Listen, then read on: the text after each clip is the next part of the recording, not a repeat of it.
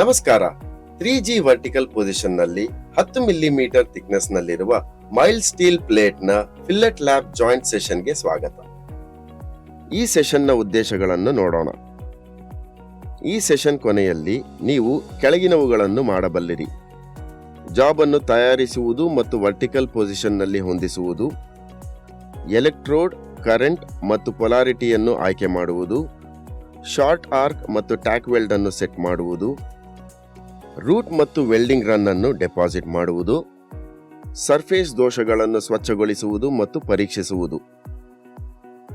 Fillet lap joint ಗಾಗಿ ಬಳಸುವ tools ಮತ್ತು ಉಪಕರಣಗಳು ಇಲ್ಲಿವೆ: metal files,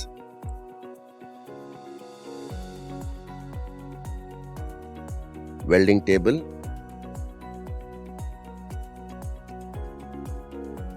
wire brush,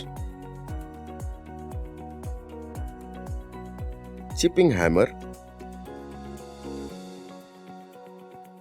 weld clamping ಮತ್ತು shielded metal arc welding SMAW machine. Shielded metal arc welding SMAW ಬಳಸಿಕೊಂಡು 3G ವರ್ಟಿಕಲ್ ಪೊಸಿಷನ್ ನ 10 millimetre thickness mild steel plate ನಲ್ಲಿ fillet lap joint ನ ಕಾರ್ಯವಿಧಾನ ಇಲ್ಲಿದೆ. ಅಗತ್ಯವಿರುವ ಗಾತ್ರಕ್ಕೆ ಅನುಗುಣವಾಗಿ ಪ್ಲೇಟ್ಗಳನ್ನು ಕಟ್ ಮಾಡುವುದು ಮತ್ತು ಮೆಟಲ್ ಫೈಲಿಂಗ್ ಬಳಸಿಕೊಂಡು ಸ್ಕ್ವೇರ್ ಎಡ್ಜ್ ಗಳನ್ನು ಸಿದ್ಧಪಡಿಸುವುದು ಮೊದಲ ಹಂತವಾಗಿದೆ. ಮುಂದೆ ಪ್ಲೇಟ್ಸ್ ಗಳನ್ನು ಪರಸ್ಪರ ಪ್ಯಾರಲಲ್ ಆಗಿ ಜೋಡಿಸಬೇಕು ಮತ್ತು ಒಂದು ಪ್ಲೇಟ್ ಇನ್ನೊಂದಕ್ಕೆ ವರ್ಟಿಕಲ್ ಆಗಿ ಓವರ್ಲ್ಯಾಪ್ ಮಾಡಬೇಕು. ಲ್ಯಾಪಿಂಗ್ ಡಿಸ್ಟೆನ್ಸ್ 25 ಮಿಲಿಮೀಟರ್ ಆಗಿರಬೇಕು. ನಂತರ ವೆಲ್ಡಿಂಗ್ ಸಮಯದಲ್ಲಿ ಪ್ಲೇಟ್ಗಳನ್ನು ಹಿಡಿದಿಡಲು ಅದನ್ನು ಸುರಕ್ಷಿತವಾಗಿ ಕ್ಲ್ಯಾಂಪ್ ಮಾಡಬೇಕು. 3G ಪೊಸಿಷನ್ ನಲ್ಲಿ ವೆಲ್ಡಿಂಗ್ ಅನ್ನು ವರ್ಟಿಕಲಿ ಮೇಲ್ಮುಖವಾಗಿ ಮಾಡಲಾಗುತ್ತದೆ, ಅಂದರೆ ಜಾಯಿಂಟ್ ನೆಲಕ್ಕೆ ಪರ್ಪೆಂಡಿಕ್ಯುಲರ್ ಆಗಿ ಇರುತ್ತದೆ. ವೆಲ್ಡಿಂಗ್ ಪ್ರೋಸೆಸ್ ಅನ್ನು ಪ್ರಾರಂಭಿಸುವ ಮೊದಲು ಸರಿಯಾದ ಪರ್ಸನಲ್ ಪ್ರೊಟೆಕ್ಟಿವ್ ಎಕ್ವಿಪ್ಮೆಂಟ್ ಗಳನ್ನು ಧರಿಸುವುದನ್ನು ಖಚಿತಪಡಿಸಿಕೊಳ್ಳಿ. ಈಗ 2 ಪ್ಲೇಟ್ಗಳನ್ನು ಟ್ಯಾಕ್ ವೆಲ್ಡ್ ಮಾಡಿ.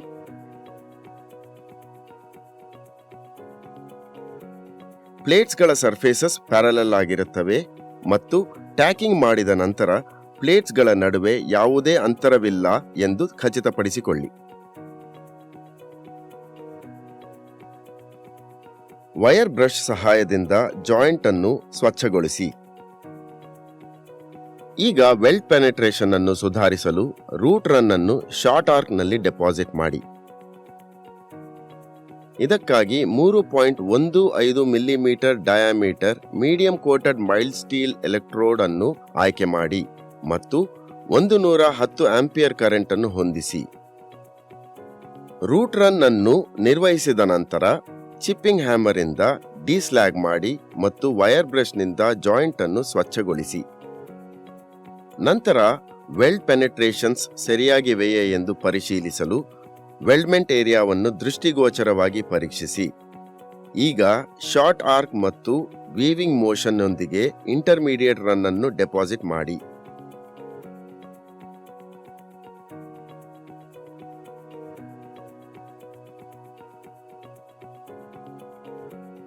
ಇದಕ್ಕಾಗಿ 4 ಮಿಲಿಮೀಟರ್ ಡಯಾಮೀಟರ್ನ medium coated mild steel electrode ಅನ್ನು ಆಯ್ಕೆ ಮಾಡಿ ಮತ್ತು 150 ರಿಂದ 160 ಆಂಪಿಯರ್ ಕರೆಂಟ್ ಅನ್ನು ಹೊಂದಿಸಿ.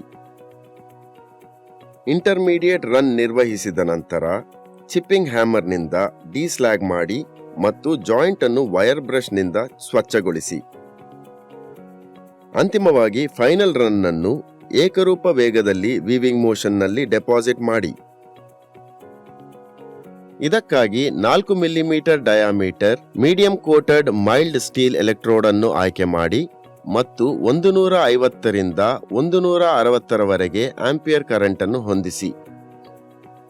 ಫೈನಲ್ ರನ್ ನಿರ್ವಹಿಸಿದ ನಂತರ ಕ್ಲ್ಯಾಂಪ್ ಅನ್ನು ತೆಗೆದುಹಾಕಿ ಮತ್ತು ವೈರ್ ಬ್ರಷ್ ನಿಂದ ವೆಲ್ಡ್ಮೆಂಟ್ ಏರಿಯಾವನ್ನು ಸ್ವಚ್ಛಗೊಳಿಸಿ. ಅದರ ನಂತರ ವೆಲ್ಡ್ಮೆಂಟ್ ಏರಿಯಾವನ್ನು ದೃಷ್ಟಿಗೋಚರವಾಗಿ ಪರೀಕ್ಷಿಸಿ. ಚರ್ಚಿಸಿದ ಪ್ರಮುಖ ಪಾಯಿಂಟ್ಸ್ಗಳನ್ನು ಮರುಪರಿಶೀಲಿಸೋಣ. 2 ಮೈಲ್ಡ್ ಸ್ಟೀಲ್ ಪ್ಲೇಟ್ಸ್ಗಳ ಸ್ಕ್ವೇರ್ ಎಡ್ಜ್ ತಯಾರಿಸಿ ಮತ್ತು ವೆಲ್ಡಿಂಗ್ ಆಗಿ ವರ್ಟಿಕಲ್ ಪೊಸಿಷನ್ನಲ್ಲಿ ಸರಿಯಾಗಿ ಇರಿಸಿ. 3.15 millimetre diameter mild steel electrode ಅನ್ನು ಆಯ್ಕೆ ಮಾಡಿ ಮತ್ತು 110 ಆಂಪಿಯರ್ ಕರೆಂಟ್ ಅನ್ನು ಹೊಂದಿಸಿ.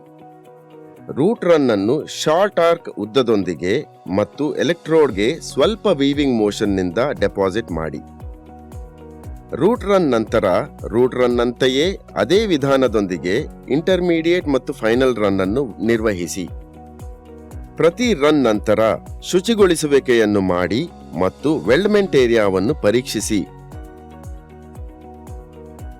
ನಾವು ಈಗ ಈ ಸೆಷನ್ನ ಅಂತ್ಯಕ್ಕೆ ಬಂದಿದ್ದೇವೆ.